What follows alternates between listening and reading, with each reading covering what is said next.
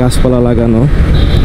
আর আমার সামনে আছে বিখ্যাত খলিলের মাংস, খুবই বিখ্যাত, খুবই ভাইরাল একটি দোকান। এই দোকানের কথা আসলে সবাই জানে, ঢাকা শহর বা ঢাকা সারা বাংলাদেশই জানে এই খলিল। কিন্তু আগের মতো আর সিরিয়াল আর এরকম কিছু নাই, এখন তাদের দাম অনেক বেশি।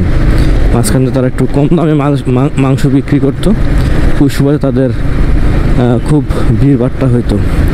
তারপর আসেন এই যে শাহজাহানপুর মসজিদটা দেখা যাচ্ছে মনে হয় হয়তো বা ক্যামেরাতে, মসজিদটি খুবই সুন্দর। আর এই মুহূর্তে আছে আমি খিলগাঁও ফ্লাইওভারে, আমার যাতায়াতের একটা পথ আর কি। এই দেখেন এরকম উল্টা দিকতে যদি আইসা মেয়েরা দেয়, কিছু করার আছে? কিছু করার নাই। যাই হোক, বিষয় হচ্ছে খিলগাঁও ফ্লাইওভারে আছি। এই যে আরেক ভাই মনে বাইক স্টার্ট দিতে পারতেছে না, ও জোরে দেই, আরও জোরে দেই।